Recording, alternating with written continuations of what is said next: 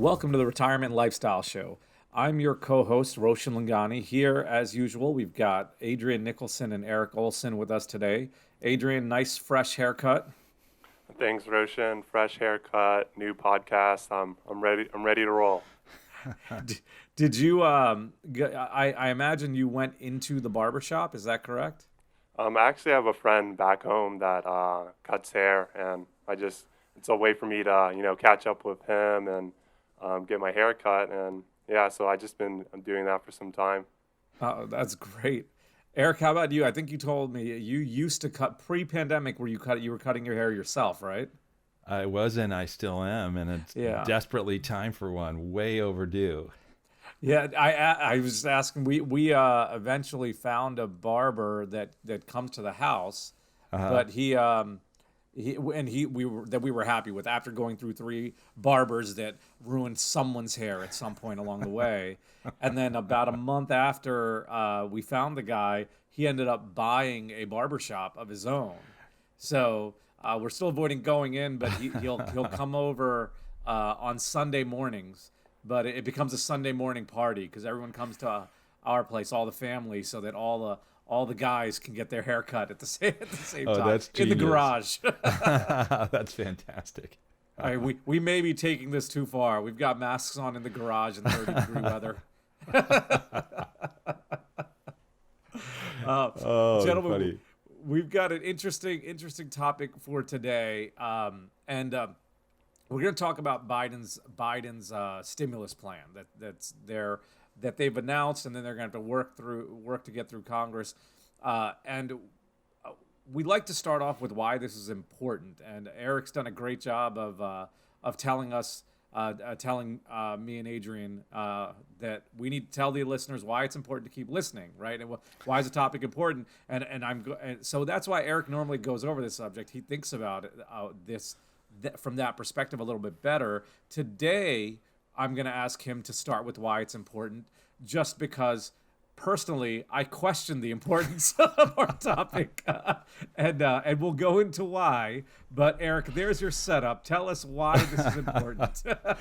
Well, okay. So first of all, let's acknowledge that this is first and foremost not a politics show. This is not an economics show. This is a retirement-oriented show that's broader than just the topics of investment and retirement income planning and financial planning and so forth. There are these exogenous influences on our financial lives as for most of our listeners, at least, residents of the United States. And when there is a big policy initiative of one kind or another that has the potential for a substantial impact on the economy and hence on markets and hence on all of us who live in the context of this economy and these markets, we think it's probably worth understanding it and helping our listeners develop a more educated understanding of it. It's easy to ignore. I don't know if you guys are feeling like this, but we have been through several waves now of major stimulus efforts, both on the fiscal side, that's federal spending we're talking about, as well as on the monetary side. We're talking there primarily about infusions of liquidity by the Federal Reserve. And during this, that's just from March of 2020 until through December of 2020, when we had another essentially $1 trillion of aid approved. And now we're talking about another $2 trillion, $1.9 trillion of federal spending. So, we're talking about the most massive period of federal spending ever. Is that something we just go, okay, back to the sports page? Or is this something where we pause a little bit and try to understand exactly what's going on there? My view is if I venture slightly into the political sphere, is that it's useful for us all, irrespective of our political outlooks, to be knowledgeable about what the policies that are being proposed actually are. It's easy to limit ourselves to a soundbite level understanding, or have our food pre-chewed by some political commentator, and really not understand it ourselves. So we're hoping to get enough into the subject matter that even somebody who wouldn't consider themselves necessarily a policy maven would be able to understand the sort of essential structures, the joists and the floorboards and the studs and so forth that are framing out this particular policy proposal. And if that makes you not, at the very least, more knowledgeable, that's great. If it helps you anticipate possible changes that are outside your control, that may be helpful. If it also equips you potentially to engage in the political process and make your preferences known to your elected representatives, so much the better.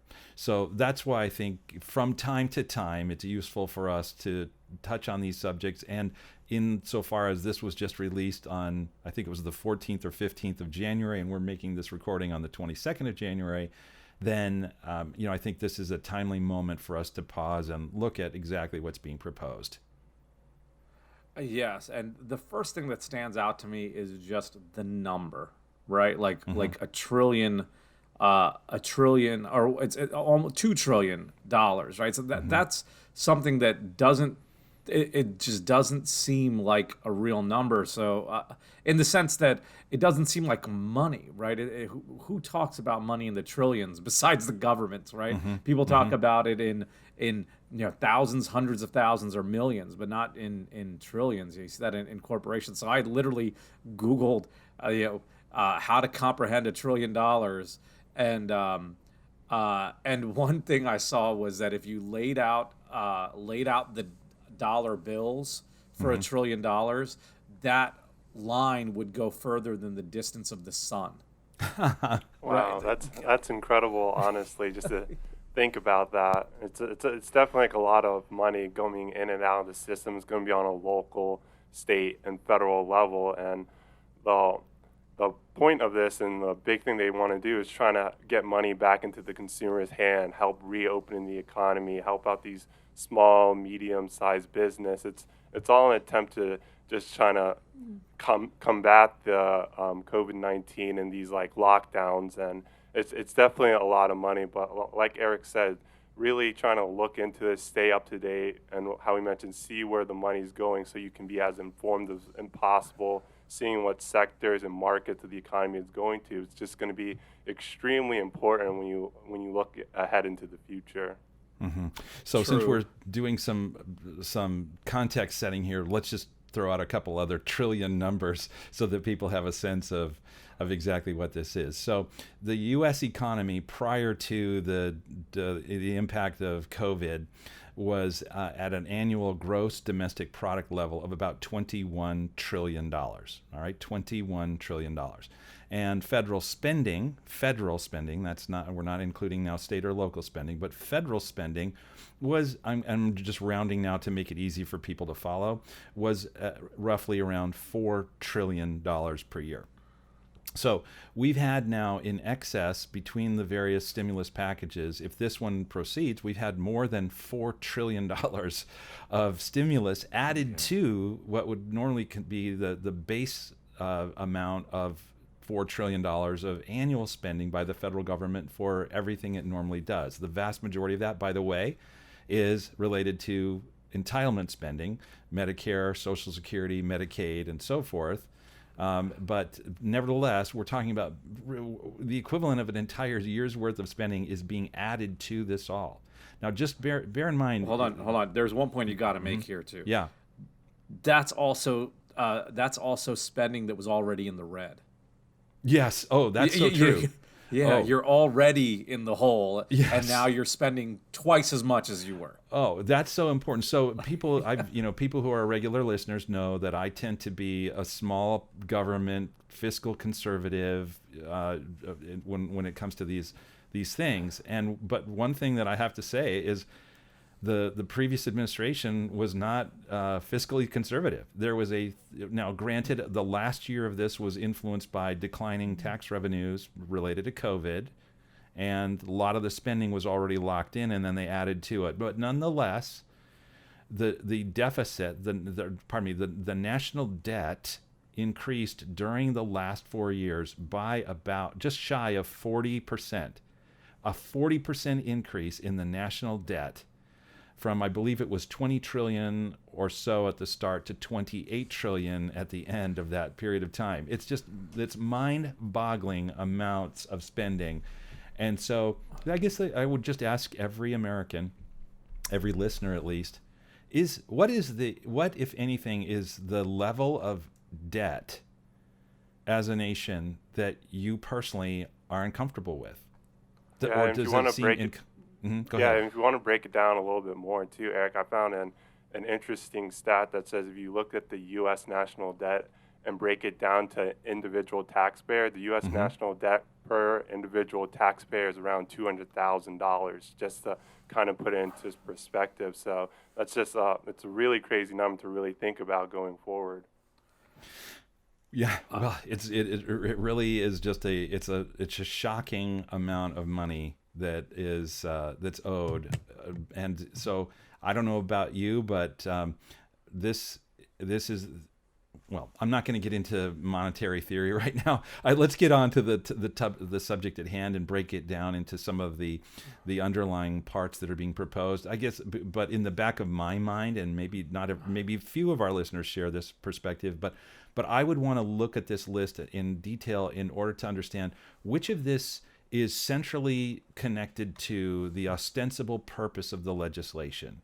And the ostensible purpose of the legislation is to help the U.S. economy get back on its feet and help people, individual people who are particularly hard hit by the lockdowns, which is, shut down businesses and they've lost jobs, et cetera, et cetera. They're on unemployment, to help them weather this until the underlying economy gets back to a position of sufficient strength so that there can be broad rehiring and reopening of businesses. That seems to me that's the ostensible purpose of this legislation. And so then the question is, which of the proposals that are incorporated into this advance that aim, which seem irrelevant to that aim and just look like opportunistic loading the bill up with additional spending, and which of them are actually detrimental to that aim? Those are the questions that I would ask. And I like putting it in that perspective, right? If this is intended to help Americans get back on their feet that have been hurt by the pandemic, is the bill in line with that? I'm going to start with the first item, and we will share the article, but there was a really good article that we found that I believe it was a CNN article that just went through, and it said, I'm sorry, it was a Kiplinger article that went through and said, well, here's what's in the plan. No, Kiplinger will share as well, but yeah, that was a CNN one we're starting with. So we'll share it. So the first item was sending $1,400 out to everyone. Now it does change based on income levels and so on. But Eric, using your litmus test of, is this in line with the purpose of the bill? What are your thoughts? Is that in line with the intent? I would say it's too blunt a policy measure. I mean, I know that it's rapid to say, yes, okay, we're not going to do some sort of deep dive into where people are actually at, but just let me, I was having a conversation with one of my clients about the $600 per person stimulus checks that were written in December and that appeared in people's accounts in late December or early January, somewhere in there. In our case, we, because of business expenses and because of retirement contributions, managed to squeeze under the upper threshold of that amount from an adjusted gross income number for 2019. And as a result, my wife and I each got $600. We do not need $600. And as a matter of fact, just so people are saying, well, did you keep it? No, we didn't. We gave it to a widow. So, I mean, we're just saying that there's no reason in the world that we should have been written a check for that amount. This next, and that's widespread. So one of my clients who is a multi-millionaire was disqualified from this because the IRA distributions, required minimum distributions, were too much as ordinary income to manage for 2019 to fit underneath that number. But friends in the same economic class who didn't have as much coming out as RMDs, but they're retired with enormous amounts of wealth, were able to control their distributions in such a way that they stayed under that upper threshold, and they got the checks. Well, so what is the federal government doing mailing those out in that sort of indiscriminate way? It should be, in my view, targeted for those places and people where there is indeed a genuine need. Well, and first, I actually know someone whose deceased parent got the stimulus. Got the first one. I have not spoken to them to find out if they got the second one as well. Okay. But so even a little bit worse example of waste than your story of the money going to someone who didn't need it. Well, this goes to someone who no longer is alive. Mm-hmm. But second, then to sort of push back at you, Erik, a little bit. I don't actually disagree with anything you say, but I like pushing back at you. Okay, I love it. But the question is fiscal how? Policy smackdown. I love it. Well, see, I don't. What I mean by that is I don't disagree with anything that you say. Is all right. How would if Erik, if you're running things, how could you then distribute this money? What my argument or my question, it's not an argument, it's just that did the government distribute it in the best way they could, or were they hasty and just got it out the door to say they did it? Well, that's a fair question. I think they were trying to say, let's get this out the door, and we'll do cleanup later. But how could they do it better? That's kind of what I'm getting at. Like, how if you, I'm comparing it now to some of the small business programs, like the PPP program, for example, that was out there, where you had to apply and then you got it right based on some application requirements, right? So, do you think people should have had to apply for the stimulus if they needed it? Here's what I probably would have done. I would have said, first of all, the income test for your 20, because they recognize we don't have 2020 completed tax returns yet. Yep. They might have seen withholding numbers and estimated tax numbers from some of the quarters during 2020 to have gotten a sort of general sense of where people stood, though I know that's not as precise. But I would have said, hey, we're going to use a much lower limit for an automatic qualification. And then if you're above that lower limit, now we need to know if, in fact, you have been impacted by it. And in which case, above, using the former threshold, if that is the legitimate threshold that should apply, well, then, let's say halfway down from that, the threshold they used, anybody in that top half of that, between 0 and that top threshold, does have to apply and document that they've indeed suffered economic harm during that period. By the way, I would extend that same principle to the Paycheck Protection Program. Yeah. In my view, I believe it was somewhere on the order of $1 trillion that has gone out or has been proposed to go out under the Paycheck Protection Program. That businesses of far larger than the small businesses that were imagined or were originally envisioned to be the recipients of that assistance, with no economic harm, went out and got those loans. And if they met the tests, then they're forgivable loans. So it was in many ways a giant giveaway to healthy companies. And I look at that, I say, that's not the job of the federal government, is to put these pork barrel pieces of legislation together and just transfer money to existing healthy, strong companies. Yeah. It's just seems completely contrary to the underlying purpose of that program. Yeah, and that's where I feel like there will always be, people will find loopholes on these plans. Like, I remember just thinking back to 2009 when they gave money to the banks, and what did thinking that they would loan the money out, but what did banks do? They bought other banks, right? So there'll be people that find their way around it, but there were a lot of violators of that one. But let's move on. Let's move on to the next bullet point.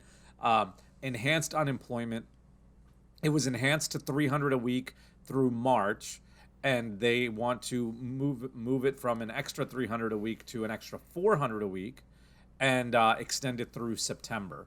Does that seem to you in line with the intent?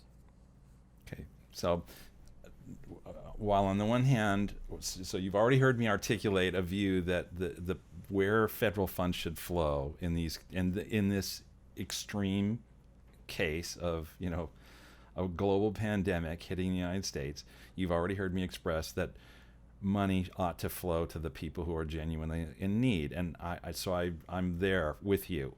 But I would say that you also have to think about if the stipulated or the ostensible goal of the legislation, coming back to what I said before, is to get people back into the economy and working and have the underlying private economy, for the most part, functioning well. Is that aided by providing people, the estimate that I've seen is that roughly half of the people who will see this increase from 300 to 400 a week now will receive more take-home pay by staying on unemployment than by re-engaging in the workforce. Is that helping us get where we need to go? You can't fault that individual person who makes the choice to say, I'm going to take 400 a week from a government giveaway, even though I could make 350 a week at my job. You can't fault them for that, because that $50 a week may be meaningful for them. But at the same time, as a public policy, is that really sensible? It seems to me that's undermining the goal. It's making it harder for some employers to coax some of their employees back into their jobs, even if there's been a relaxation of the lockdowns. Yeah, So you make some really interesting points there, Eric. Just looking at it shows how there are going to be definitely both sides to this. Like you said, the increase in unemployment is definitely it's gonna be hard, where people are getting right now more than they were originally when they're working. But again, this is just a way for the government to provide funds for those people to be able to take care of their daily finances. And I think that's also another part of it, where you're just kind of having to look at like both ends of it. And again, this is just another way and another fraction of the piece to kind of reopen the economy, help out people to when things do get back to how they were, I think, is another element to look at as well. Well, it is. And so to the point, the question is, okay, Eric, you're articulating a theory about human behavior. Is there any evidence that is indeed, that it has that impact on behavior? And I would say yes. I don't remember the date during 2020 in which some of the unemployment benefits fell off, but suddenly you saw unemployment claims shrink and workforce hiring suddenly spiked.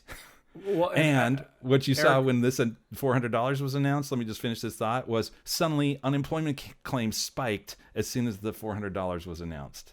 Well, and actually that, I don't remember the date either, but I remember reading there were multiple restaurants that were shut down that opened back up, and they said they weren't able to get their staff back because they were making more on unemployment than they were before. But going back to challenging you on this, sure. What else? So I would argue that the intent is in line, right? In the sense that maybe September was selected because of that's when people should be vaccinated and things should be back to normal. And then giving people who have lost their job due to the pandemic extra money is in line with keeping those households running that were hit by the pandemic, right? But the other side of it is you've just incentivized people to stay unemployed. How do you balance both of those? Is there an alternative, like I had mentioned on the previous one? Well, I mean, there's a concept that was first advanced, to the best of my knowledge, by Ronald Reagan. It was called the Earned Income Tax Credit. Are you familiar with that program? Yes. In fact, that's actually one of the things that's been expanded, or at least would be expanded in the Biden's proposed American Rescue Plan. Yes. So, but in this case, it incentivizes work by rewarding work with rewarding earned income with an additional tax credit to make that money go farther. So if you can go back to work, there's your chance to have more coming in the door, I would say. So, and with the exception of, well, certainly it's you have to examine this on a state by state basis. My state still does not have restaurants open, which is mind-boggling to me. Some other states do. And so, I understand restaurants aren't the only places that we're talking about. There's many other sorts of facilities that are working. But I mean, I think people have found that business owners have found ways of using, extreme care in cleaning and separation and masking requirements inside their establishments, et cetera, et cetera. So I think that the lockdown part is a state issue that the federal government can't entirely solve. But I recognize that some people who are in blue states, for the most part, where the lockdowns have been tighter and longer, they are between a rock and a hard place in this situation. But I still would say we can't disincentivize people from going back to work. That's just craziness. And another just thought that I've constantly had with this is a lot of times people making decisions around these things don't know the other side of it, right? So it's like, or that the big number statistics that you'll look at may not apply, and people find a way around it.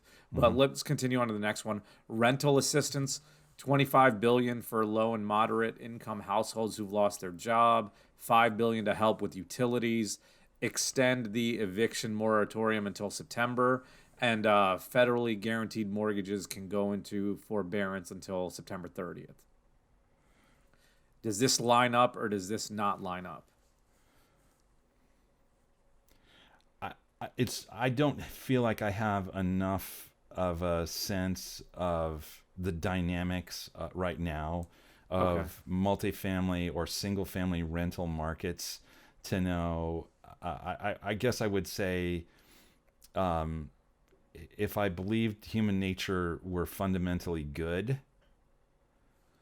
then I would say extending an eviction moratorium might make sense if you coupled that with a relief for owners of rental property. Because what are they supposed to do if the bank isn't saying, hey, you have a mortgage on this place, and we're going to give you forbearance not as an owner occupant, but as an owner who rents it out. If the owner of that property still has to make a mortgage payment, still has to pay property taxes, but has no revenue coming in, who's to say that they're able to hang on to that property? Especially, I mean, you have talked about this financial independence, retire early movement, the FIRE movement. Yeah. A lot of the people who are buying these rental properties are younger people who are saying, who've accepted the point here that a good way to build wealth for the long term is to do this. It's not like they have super deep pockets. They've taken a risk to go buy this property and to try to be the best landlord that they can be, and really make these tenants happy and keep them so that there's not a high turnover, and they've taken pride in it. And now they're put in a position potentially where they're losing the home. I think. Hold on. Go ahead. Going back to that, are you saying that you've seen that the forbearance on the mortgage does not apply to landlords to rental properties? Well, it was my understanding that this was applied to those with federal loans, and not everyone has a federally backed loan. Yeah. So it very well could be, I suppose, that it is, in addition to owner occupants, it's owners with that have rental tenants. But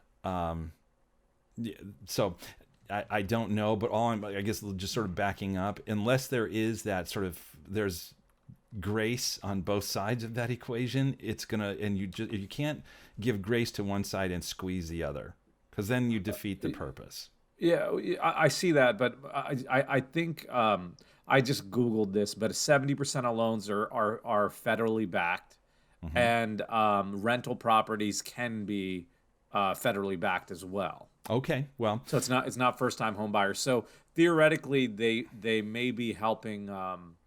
They may be helping them as well, saying that if we're telling your tenant they don't have to pay, you don't have to pay the mortgage, but 30% could be left out there just at risk.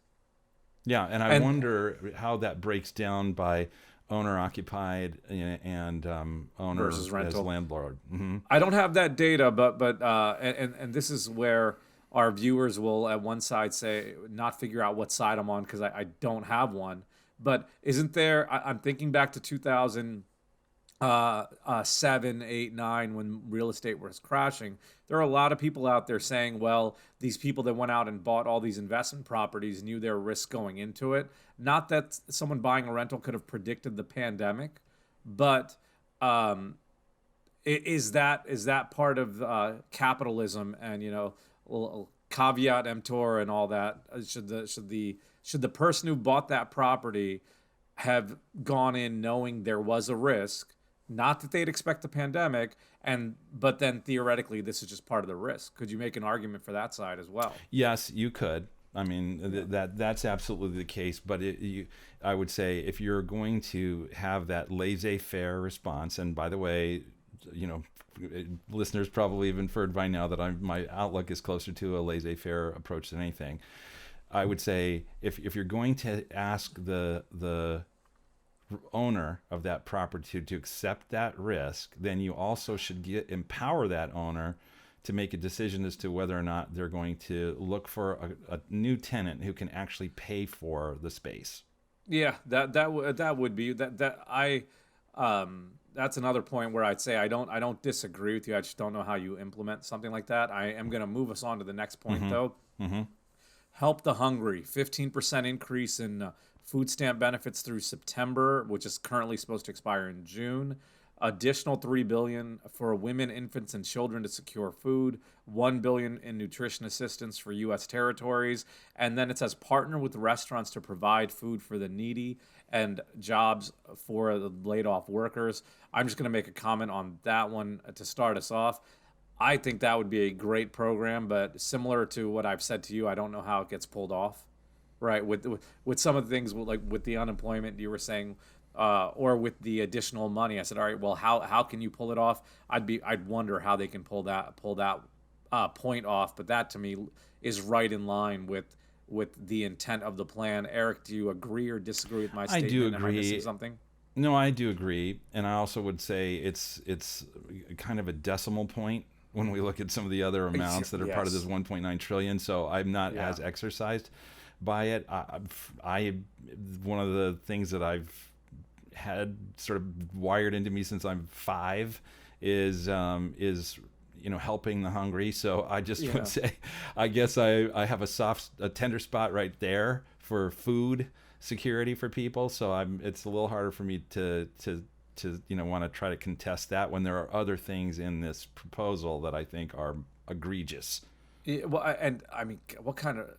I'm sure there are people that'll have a case for this. So I don't know how to word this correctly, but how do you say you don't want to let people eat? Right. You know, all the other stuff going on, like you said, all the other, not only in this plan, but all the other waste in general. Childcare and tax credits are the next one. $25 billion in an emergency fund, and $15 billion to help childcare providers. It'll help with utilities, rent, and higher pandemic costs like personal protection equipment. Expand the child care credit for 1 tax year. Any thoughts, concerns, any comments on that one? Yeah, this is another solid one. It looks like some of the goals really here are to really target the living expenses. I think that's the overall important thing. What can we do to lower people's living expenses so they have extra money set aside to whether it be paying rent or other like important areas that they need to cover, I think is some of the areas that this bill's touching on. Yeah, I would think probably you, Roshan, are in the best position to comment about this because you actually have children at home, and so you would probably more closely follow the actual dynamics of what's taking place here. My understanding of this particular element of the proposal is that it might add somewhere in the neighborhood of $120 billion of this $1.9 trillion. So this one doesn't seem to me to be that same decimal point that I was talking about with food stamps. So somewhere it's not trivial. It's not the lion's share of it. It seems generally aligned with things, but you tell me. I mean, I have 3 kids. I can't argue against this. I guess I would say it should be means tested, and I don't know if it is. I don't believe it is, but yes, I think if you said it should be means tested for everything, I think that would make that you could almost put that out as a blanket statement. But yeah, I mean, it's an increase from 2,000 to either 3,000 if the children are over 6 or 3,600. And Adrian, just as you pointed out, I think the thought process behind it is to if children are in school or in care, parents can then go work and not only help themselves but also help grow the economy. The next one on here, and I'm sorry, was the I think I sort of skipped forward. There's to the a next blend one, of them here. So the child care component is one thing. That's probably actually, as I look at some of the number or the estimates I saw out there, I need to revise what I just said. So that slice of it is around $25 billion. It's the child tax credit, separate from the child care assistance. 2 points. That's $120 billion. It's something like that. So that's the one I think for sure ought to be means tested. So let me just use an example. This is not in any way. I love these clients. Please don't misunderstand what I'm saying. Clients, if you're listening and you're one of the people that I'm using in this example, this is not directed against you. It's just an observation. It seems to me about a policy sensibility. So one of you is making about $1 million a year, and you have 2 children at home. If this isn't means tested, does it really make sense for your teenage kids, ages, well, actually anyone 6 years to 17, somewhere in there, for you to get a $3,000 tax credit for each of those 2 kids? Has there something really dramatically changed about your financial situation that suddenly now this is just unworkable? Or how about my other client? I'm just using, I'm grabbing 2 sort of recent conversations kind of out of thin air here. $300,000 a year. You have 1 5-year-old at home. You're going to get $3,600 as a child tax credit. Does that really? It does. Do you think? Would you rather have that, or would you rather have someone that lives about 20 miles south of you, who has, instead of $300,000 a year, $30,000 a year, who has a 5-year-old at home, get that money, or actually twice that money? It just seems to me that an absence of means testing on this is just irrational from a policy standpoint.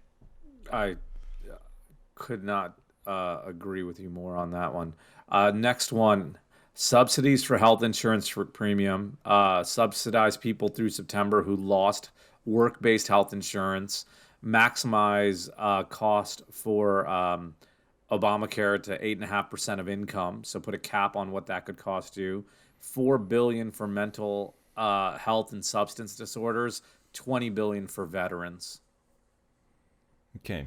So I shouldn't be the person who's commenting about everything, because people are going to go, oh no, here's Erik again. So what do you think about that? Well, I mean, I'll start similar to when I said, how do you argue against food? How do you argue anything against veterans, right? If you're willing to put your life on the line for this country, we should take care of you. That's just my thought there. The mental health and substance disorder, what's interesting on this, as we start with your initial litmus test, as I'm thinking about, is this in line with getting people back on their feet through the pandemic? The first point of subsidies through September, I seem are in line. The max cost, putting a cap on premiums for Obamacare for people that need it. I don't see a problem with that, right? If they put a cap on it, but that does not seem in line at all with the intent of the bill. And I just don't know enough about the other two. But substance abuse and mental health issues in the country are a major problem right now. So it's one of those things where I feel like I would need to dig deeper to actually have a position on some of these items. Feel free if either of you have something to jump in, or I'll go on to the next point. Well, so Adrian, do you have a thought or two about this? Yeah, I definitely think it's important, again, just to really show that a lot of money is going to a lot of areas and a lot of individuals who it's kind of showing are definitely battling with different things, whether it's having enough money to pay for groceries this month or getting the proper care or treatment that you may need, I think is an extremely important element. And then the thing that it seems like is kind of a reoccurring thing, a theme, which is that on the individual level, it's going to be hard where you kind of have these set dollar amounts and just show them for everybody. Everyone kind of gets the same amount, or it may vary where there are cases where people need a lot more, and in cases where definitely people need a lot less. But again, any sort of amount that can go to people will definitely help them, and again, kind of help reopen the economy and help people get to where they were during the start of this. Yeah. Well, so I agree with what you just said. Here's my concern about one. So I'm not going to take up the veterans thing because I believe like you do that we ought to be generous in the health care that we provide to veterans. I don't know that we necessarily need to be above generous or wasteful in it, but I definitely believe we should be generous. There's another $4 billion in here for mental health care, and I don't know if it's by all reports there's been an uptick in mental health issues during COVID. So I guess in just confessing my lack of full understanding of that, I don't have a principled basis on which to object to that. The 8.5% cap on ACA, I guess I would also, that's the Affordable Care Act, or commonly nicknamed Obamacare. Here's my concern about that, and so I know what I'm about to say is going to get some listeners really fired up, and I apologize about that in advance. I think we're all in agreement that we want everyone to have good health care. So let's just say that. Now it's a question, it seems to me, not about, we don't divide on that. We maybe divide on how that's best accomplished. And so one way of understanding what's taking place here is that if on the one hand you require private providers of health coverage, of health insurance, to add in under the Affordable Care Act many layers of benefits that once were considered optional and that a consumer could elect to add to his or her plan, or could say, I don't really need that. For example, in my household, we don't really need maternity care. Mm-hmm. You know, you see what I'm saying? So we don't need contraceptive care. We don't need abortion paid for in our household. So it's one of these things where under the ACA, when you required certain provisions to be included in, you drove up the cost of those plans.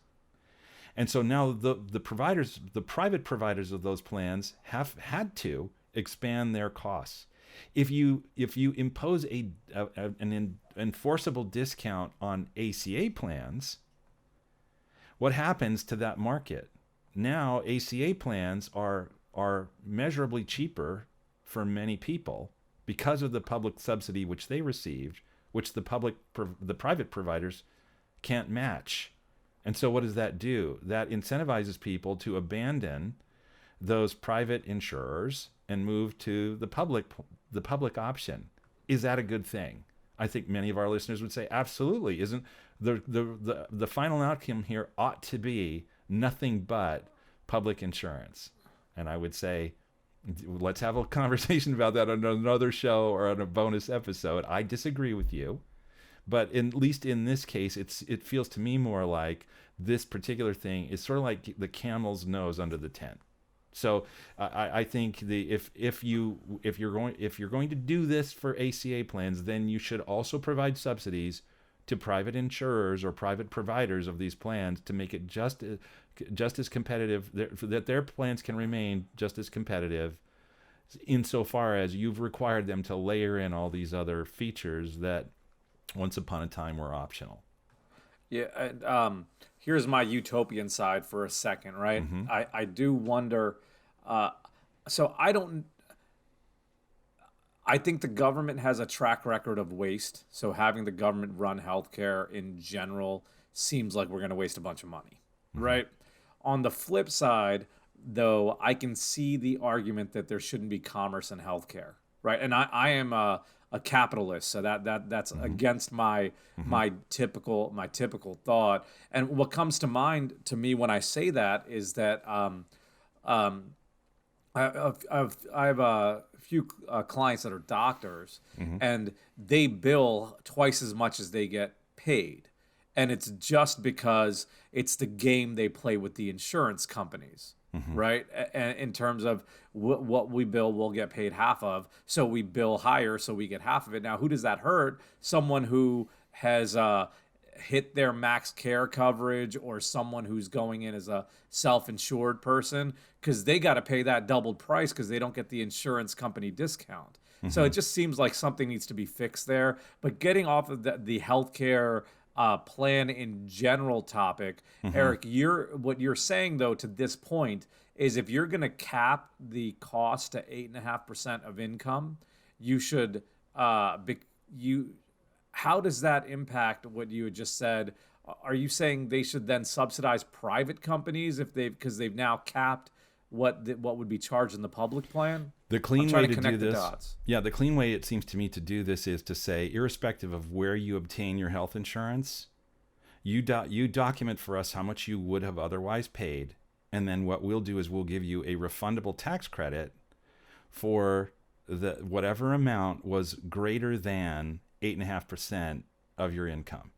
What if you can't afford the monthly payments to wait till you file your taxes to get your credit? Yeah. Or what if your taxes are less than? I just looked this up. The average household average income. This wasn't household. It said was about 31,000 in 2019. Okay. Right. So then. So then I would say you go to every insurer and you say, limit your charges to these. The people have to document what their income is to you, the insurer, with not using a tax return and not using a tax credit.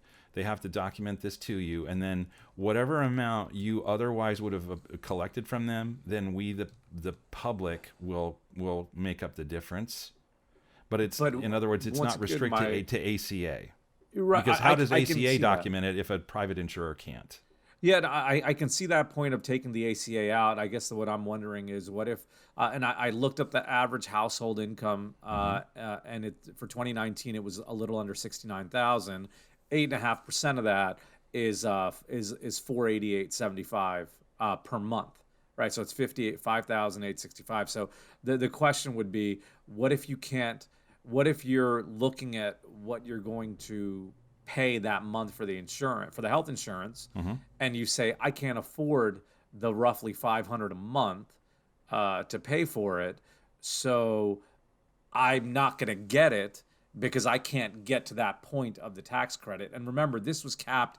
This is using that 8.5% cap that they're trying to put on it. So I wonder about the affordability of it. Well, so what your argument, it seems to me, is that 8.5% itself might be too high an expense for some households, which I'm not going to disagree that it could very well be too much for some households. I mean, that's a lot of money, as you just pointed out.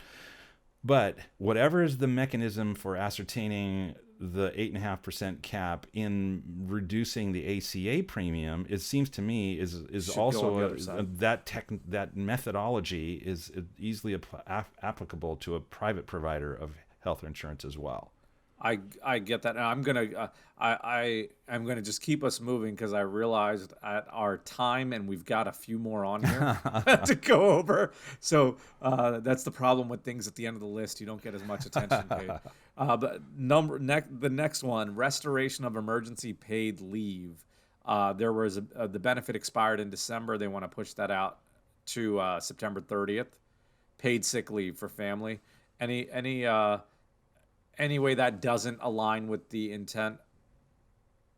No, I think that does certainly align with the intent. I'm not, again, sufficiently acquainted with the instances in which there are people having to refrain from coming to work in order to care for someone for 14 weeks. I haven't heard that the disease cycle works, in a 14, at least under acute care or from a family member for 14 weeks. But there could very well be that it is in some instances.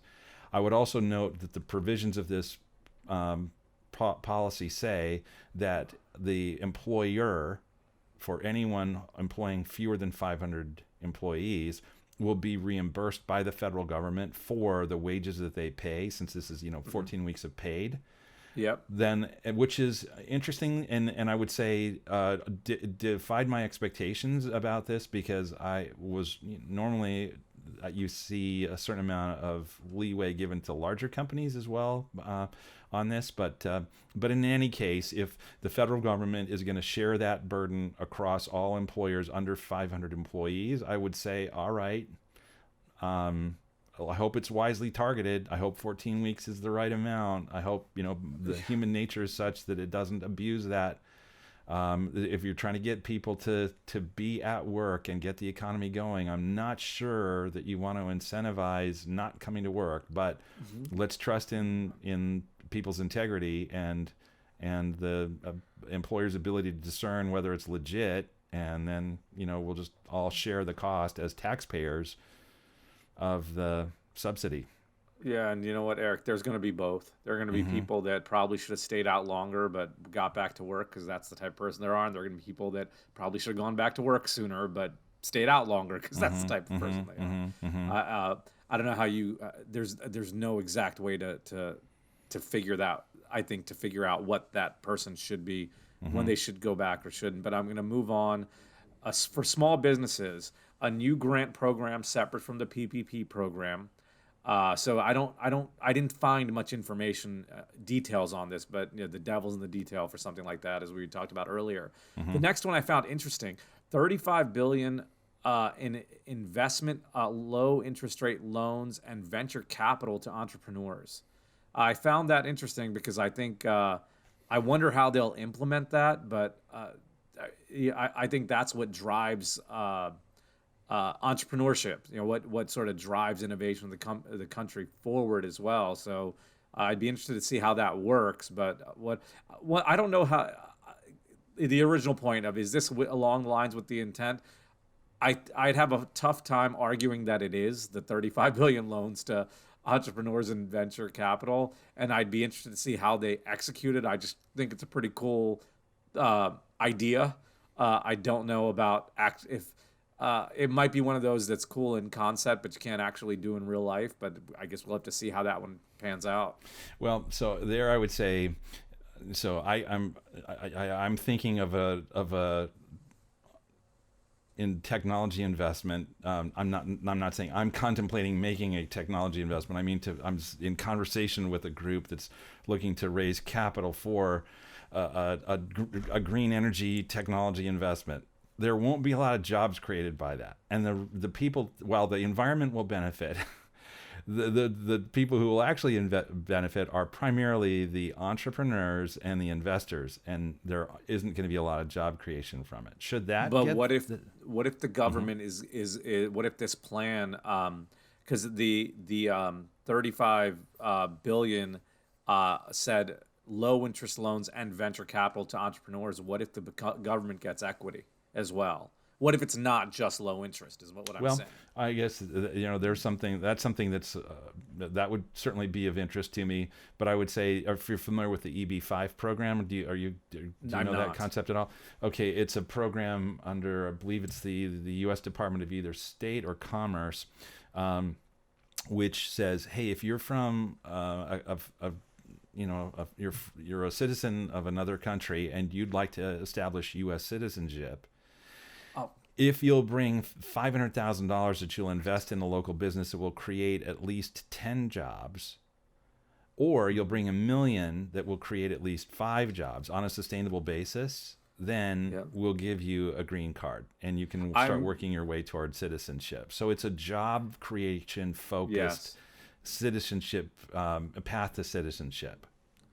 Yep, I did not know that's what the name of it, EB5, but yes, I am familiar with that plan. One thing that I just have to say on this, on that last point about 35 billion to venture capital and so on and so forth, going back to where I said government waste, I would wonder, is that better to leave to the venture capitalists versus the government as well? So I think it's a cool, interesting program. Probably not the right place, right person to be COVID doing relief program. I don't know about that. Yeah. So I'm going to lump these two together just for time. State schools, $350 billion to keep workers and distribute the vaccine. $20 billion for the hardest hit public transit agencies. $170 billion for K through 12 schools, colleges, and universities to reopen or for remote learning. And I'm lumping the next one together, increased support of vaccine and testing. I'm lumping them together because they do both touch on vaccine at some point, but $20 billion in the national vaccine program, $50 billion in testing, and hiring of 100,000 public health workers. Actually, I said I'll lump them together. Let's not do that. Let's just be brief on the topics for time. The state schools, the majority of that, or I should say the big chunk, $350 billion, is to keep people working and distribute the vaccine. To me, that seems right in line. The next big number, $170 billion for schools to keep educating, to either reopen or to facilitate remote learning. To me, that seems in line. The last one, $20 billion to public transit. I mean, I don't know what that has to do with schools. Maybe it's the school buses, but it says public transit, so I don't think so. What are your thoughts on those items? Anything that doesn't line up? Yeah, I think those all pretty much line up. Again, just a lot of funding going into schools. So, like teachers, staff all have protective equipment, and kids can go to school and not have to worry about it as much. I think it's extremely important. It's overall to kind of lower transmission, I think, is extremely important, and overall just getting kids back to school and is always where the money could be very useful. Okay, so I'm going to take a different view. Probably no big shocker. So $350 billion to states. So hold on. The intent, though, for this money, in case you're going down that path, I just want to throw this out there. The intent for this money is to keep people working, get the vaccine out, and increase testing. So let's use New York and California. Would you agree among the most severe restrictions on private enterprise? Yeah. Okay. So would you also agree they've been among the hardest hit economically? Yes. Okay. So, and blue states generally have been among the hardest hit because they've had the most stringent lockdowns. And so where is this money likely to flow? To blue states.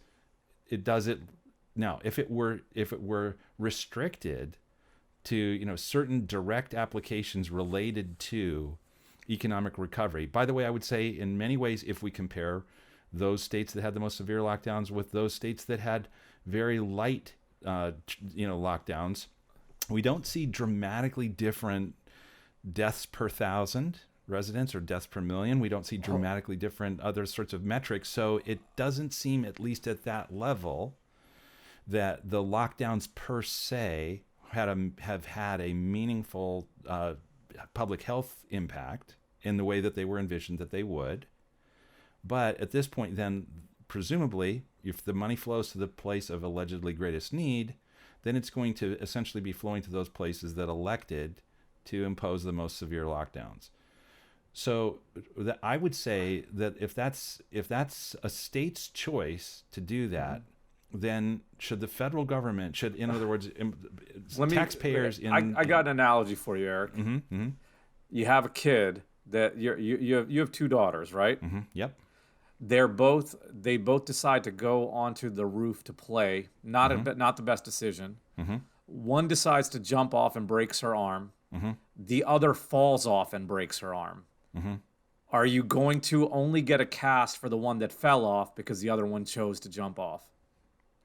Well, I guess the answer my question first, Eric. I will answer your question by saying I would not distinguish between the two. Okay. But in this particular case, since when asked, a press secretary for President Biden was asked whether this is flexible and can be used instead to offset declines in revenue related to declines in economic activity that were directly a result of that state's choice to impose lockdowns, the answer was yes, there's flexibility. So in essence, what this means is it may not at all go to anything directly related to COVID, solving the problem of COVID or getting businesses back on their feet. It's just to replenish the tax coffers. Okay. And reward those states that elected to do this. What I would say further is that I lived in Illinois until recently, and Illinois is a massively irresponsible state fiscally.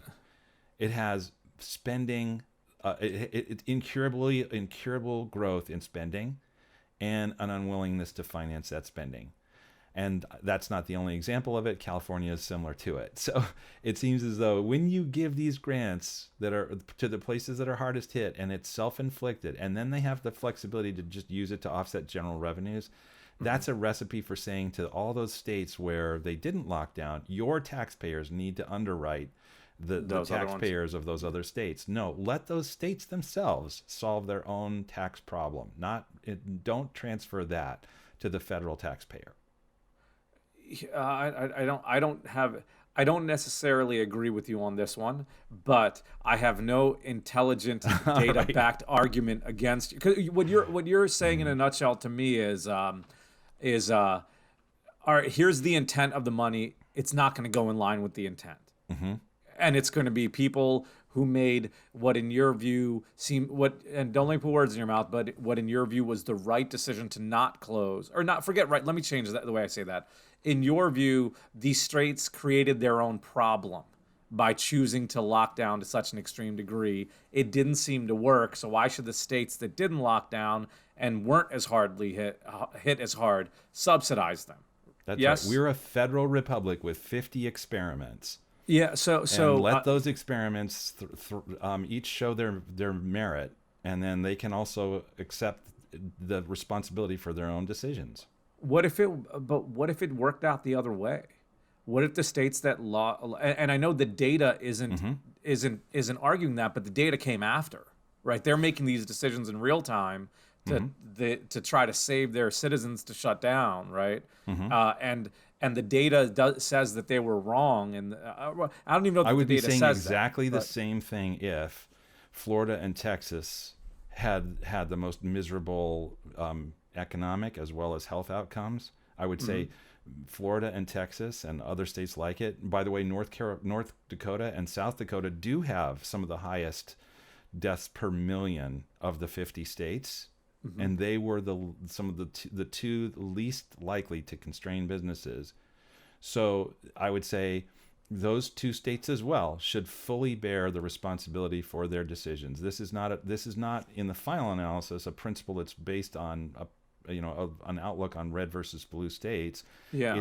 It's states shouldn't transfer responsibility for their decisions to other citizens of other states. But isn't it a country? At the end of the day, they are 50 united states. Yes. So at what level do they share? At what level do they share? Like I'm thinking of how they have revenue shares in the NFL, right? At what level? At what point do they share? But I'm not going to ask you to answer that just so we can move on just from a time perspective. I think we could go on with this one for hours. Yes. And I feel like I don't necessarily have a dog in the race, so to speak. I'm just this is where I get with politics is I just think everyone's wrong, right? Okay. All right. Fair enough. But the next one on here, 170 billion for schools. Mm-hmm. Yes, no. In I don't line, not in understand line. why there's 170 billion earmarked for schools. That's a tenth They're of that. they're of the saying to help them reopen. But what is it? Doesn't that take a janitor with a key and somebody with a disinfectant spray bottle? I mean, honestly, what does it take to reopen a school? All right. I can. I don't know the numbers on there, but yes, maybe if that's all you need, you don't need. Well, 170 I'm billion being, for of that. course, a little bit facetious about that. But Yes. I mean, the point is that they didn't cut teachers' pay, they didn't cut Okay. administrators' pay, they didn't cut schools' budgets. They maybe had So- some increase in certain costs that were related to remote learning. I understand that. Well, But if you know we're what? saying trying to reopen them, is maybe more frequent testing. Okay, but is $170 billion to do more frequent testing? It doesn't. Well, the one thing that does come to mind is colleges, right? They're if you're doing remote learning, you're not renting out and collecting your revenue on room and board anymore. So That's you're true. just collecting tuition, not room and board. That's true. That is true. So that's a revenue loss, and I don't know. I don't know the validity of the numbers and where it's going. Let's move on. And Eric, I want to see you argue against this one, all right? Because well, it just all I'm seems going to so- argue against the so- colleges and universities, they've had massive expansion at the administrative, not the Yes. instructional level. Yeah. I mean, layers and layers and layers of bureaucracy that have just been added in because they had unlimited ability to continue. The increase in college and university expenditures has been way in excess of inflation. So why is that? multiples, yes, Multiples and multiples. for decades. For decades. So it doesn't Yeah. bother me if they have to say, whoa, wait, maybe we should do a line item review of our budgets and see what really are priorities in spending related to delivering quality education for our undergraduates and graduate students. I don't see that, again, that's something that should be solved at the federal level. And Eric, I didn't think you'd get me anti-education, but I'm on board with this one because not only have they been raising money, but what we've seen with the school system and what we've seen with student loan programs in general, like those two items to me, are we could stand to have a little bit of cleaning house going on, right? Amen. You know, do we have too many schools and universities out there in general? Are they do they have room to for consolidation like any other industry or business? So Eric, I'm on board with you. We hate universities and schools. I'm joking. I am if not anyone saying reads a transcript. that. If anyone's reading a transcript of this, but no, let's go on. Yes, you're not saying that, and neither am I. It's a joke that Okay. that there's a reason I'm not a comedian. All right, All right. Next, increase support for vaccine and testing. 20 billion for the national vaccine program, 50 billion in testing, and hire 100,000 public health workers. This is the one where I was saying, Eric, I don't know how you go against this one, but I is there any anti this one in terms of being in line with the intent of the bill? All right. So when you say 100,000 people, is that a short-term thing? Or I is don't that know. are they going to be added permanently to the payroll? Does that the cost of that get transferred then over to the states? Who absorbs that? So 100,000 times 100,000 is $10 billion. Now you may say, where'd you come up with 100,000? I'm assuming that maybe on average they're paid $50,000 to $75,000, and then they have overhead Benefits. costs of administrators and space and cell phones and car budgets and on and on and on. So their salary is just a fraction of it. So do we now have $10 billion a year of additional spending on this when it's really meant to solve a problem that might be, depending on how this disease unfolds, might be another year long? So or do we then say to those 100,000, thanks for your short-term stint with us, you're fired after a year? I don't understand. I don't know I have no information to answer those questions, but I'm going to come back to that in a second. But so the 20 billion in national vaccine program and 50 billion in testing. Any arguments against that one? I don't pretend to know it well enough to Okay. understand if those are reasonable or excessive. The numbers. Okay, so you could argue what the amounts, but that seems directly in line. Now the 100,000 healthcare workers. My devil's advocate comment was at the very beginning. You had said, "Are these creating jobs?" Right? It is creating jobs, And even if it is the big number that you said in additional spending is a drop in the bucket to a $1.9 trillion plan, right? I don't know the data to argue for or against that one. Here's the last one that I would bet money you're gonna hate, but I got to throw it out there. The last item: $15 minimum wage, and ending tipped minimum wage and sub minimum wage for people with disabilities. Okay. Why don't you guys tackle this, unless you want me to go first so you can rebut what I'm saying? No, it's not that I want. This is a subject where I feel like I don't know the numbers on it, right? And the capitalist inside of me says that what people are willing to work for is what they will be employed for, so to speak. So that if there is actually this kind of minimum wage, well, and companies can't afford it, they're going to hire illegal workers. Is really the cynical side of me and I guess the capitalist, maybe those two parts of me going forward. But I don't know what the minimum wage should or shouldn't be. What I do feel comfortable saying is I don't know what this has to do with getting people through the pandemic or the American Rescue Plan. Agreed. What in the world does this have to do with adding more people back into the workforce? I think it's, the Seattle experiment with this, it was one of the first to be studied. You and I have had a conversation with the three of us have had a short conversation about this on an episode maybe a year ago. But my understanding of that is that while indeed for those that remained employed, raising the minimum wage to $15 was a help to them, it also meant that the employers of minimum wage people couldn't hire as many people any longer, and so many people were laid off.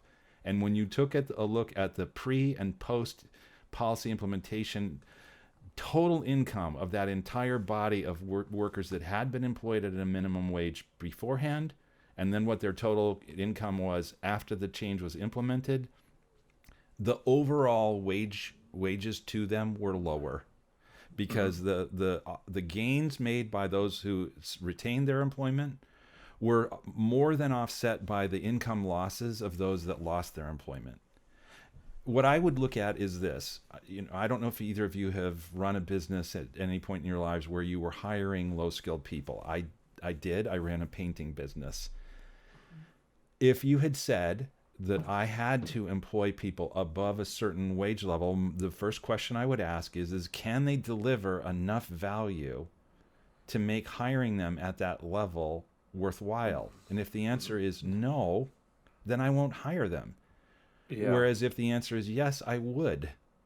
So I would be more prone to hire more people where I could reach an agreement where I'll just call you, John Doe or Jane Doe. My perception of your value may be off. I don't know you yet. I don't know how hard you're going to work yet. I don't know how skilled you are. I don't know your work ethic. I don't know a lot about you. But my initial perception is I'm willing to risk paying you X number of dollars per hour. Are you willing to accept that with me? I promise you that if you deliver value, I want to keep you, and I'm going to raise your pay if it's obvious to me that you're delivering, because then why would I want to lose all that investment into your skills and finding somebody who's of a high quality and high caliber and high work ethic? I wouldn't want to lose you. I'm going to raise your pay. But for now, I don't know any of that yet about you. That's going to be seen as an unfold. So here's what I can pay you. Do you want it? And if we both look at each other and we go, yeah, I do, but neither of us can consummate this contract because there's a federal government that's imposed this higher minimum than is workable. I'm sorry, I can't hire you. Enjoy your unemployment. I think that's just wrong. So the case that's usually made for this is that, hey, well, there are people in, like New York City or San Francisco or Seattle or DC or something like that where they can barely scrape by on $15. I completely get that. Let employers in DC pay what it takes. New York, pay what it takes to get somebody to come work for them. In my own business, I know what it takes to pay someone to come, and it's higher than the minimum wage. Yeah. But what about a place like my family hails from Minnesota. My mom was born in a town of 212 people. the hardware store and the little grocery store and so forth and so on, what do they need to pay for someone to feel like that's a good trade of their time? Is it $15 an hour, or do they close the doors because they don't have enough rural people coming in to buy enough product to cover the cost of keeping someone at the desk at $15 an hour? I just think let states set their own, and we have to have it, and better yet, let employers and employees kind of work that out themselves, and then the employees can say, hey, I'm delivering a lot of value, raise my pay, and if they don't, they can go elsewhere, or vice versa. Do you see what I'm saying? It doesn't seem like this helps anything. Yeah, I can definitely see that point, because you wonder, like, when you talk about those unskilled workers, and I'm gathering my thoughts on this because at the very beginning you had said the Seattle experiment, you essentially were shutting down unintended consequences, shutting down some small businesses. Correct. Or And at so least that's limiting where- their ability to hire. Yeah, and I don't know what that number should be, right? I literally don't know enough on the topic to take a side on it. What I do know is that it needs to be researched further, at least I think not only by us but the policymakers, for one. And I also wonder, cost of living is different all over the country. Right. Should there be a different minimum wage Absolutely. all over versus the federal? And then finally, the last point is what does it have to do with getting through the pandemic Right. as we started? So we covered a lot today. Literally, I think this is almost twice the length of our typical not quite twice, but a little more than 1.5 times our typical episode. Any parting thoughts, gentlemen? Maybe we should split it into 2 episodes as one parting thought. Adrian, what about you?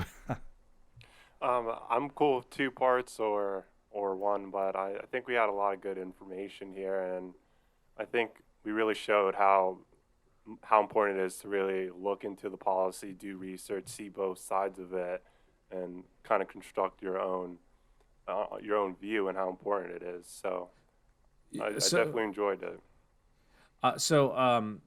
I guess I do have Eric. Do you have any parting thoughts on yet? Well, I just want to say to our listeners, those of you especially who have persisted all the way to the end, as I mentioned this, is that in our show notes, we're going to provide links to a lot of policy reviews of this proposed stimulus plan, the American Rescue Plan, and we're going to have them everywhere from left to right. So I'm gonna show you the Center for is it American Progress? Let me find some of these ones that I've pulled up for you, so you can see it from Center on Budget and Policy Priorities, which is a very progressive group. Moody's Analytics, led by Mark Zandi, very progressive group. The Center for American Progress, very progressive group.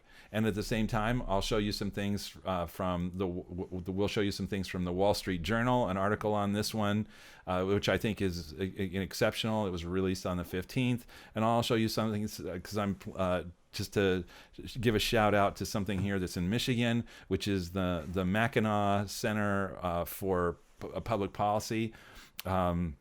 You'll be able to see so you'll see a variety of commentary on all of this, and what we really love is to equip you to do your own research and your own thinking about all of this and reach your own conclusions. So we'll give you a bunch of links that you can point to. I'm also going to give you a couple of links to a couple sources of think tanks. So if you're kind of curious, well, Eric, you provided a range of perspectives from think tanks and some journalists and so forth. Where else could I look for some of this? So I'll show you a long list of many think tanks, and where you can also find more think tanks whose things that you can see. And then finally, I'll provide you with one of those think tanks known as the Independent Institute. They have a website called, and you can just go to this right now if you're listening and are at a computer, mygovcost.org, and you can put in some details about that and see both this year and in the future and in the nation's future how certain policies at the federal level will have an impact on you. So anyway, check the show notes for lots of what I hope you'll find are interesting links. Yes, so we definitely will have those. One last point, at the very beginning, why is this important? And I did have come up with an answer that I wish I thought of at the beginning. For me, it's always, well, what do I do with the investments with something like this?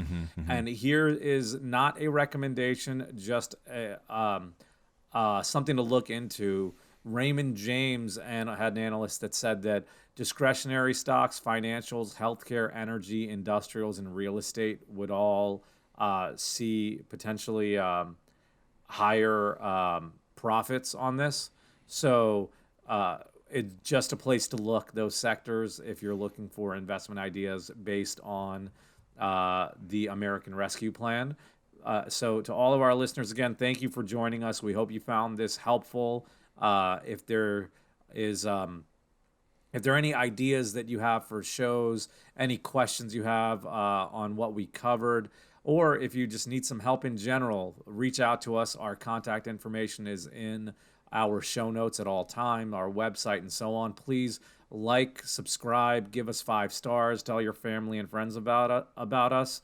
This has been another episode of the Retirement Lifestyle Show, and we will be back to you next week.